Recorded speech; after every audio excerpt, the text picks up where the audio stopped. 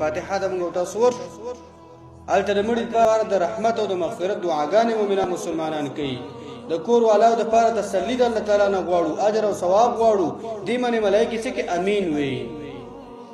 او تاسو ته پته چې امین ملایکې چې په څه باندې امین وي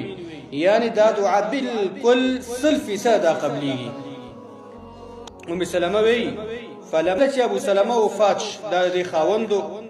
اول سر کې صلی الله علیه وسلم تراغلم فقلت ما وتل یا رسول الله پیغمبره ان ابا سلمہ قد مات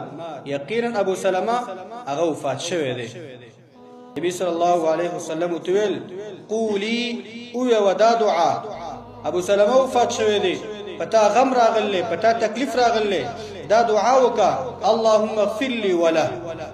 اللهم اغفر لي وله یا الله ما تم بخنوکی او دی ابو سلمہ تم بخنوکی واعقبني منه عقبا حسنه او الله ما تد اغینا خيستا صالحه مزیدار عوض دا ما تراکی څومره خيسته دعا ده اللهم اغفر لي وله واعقبني منه عقبا حسنه الله ما تبخنوکی دی ابو سلمہ تبخنوکی او ما ته دا غیره خسته عوض راکا خاوند سړی خځه وفات شي خامخه غمجن ډیری نو غیره ما ته خسته بدل راکا فقلت نو ما دغه دعا ویلا چې اللهم اغفر لي وله واعقبني منه عقبا حسنه بما دا دعا ویلا نو فاعقب ما تر ابو سلمہ ډیر خستا او غره بهترین عوض راکو چې چا څوک الله راکو محمد رسول الله صلی الله علیه وسلم الله ما ترا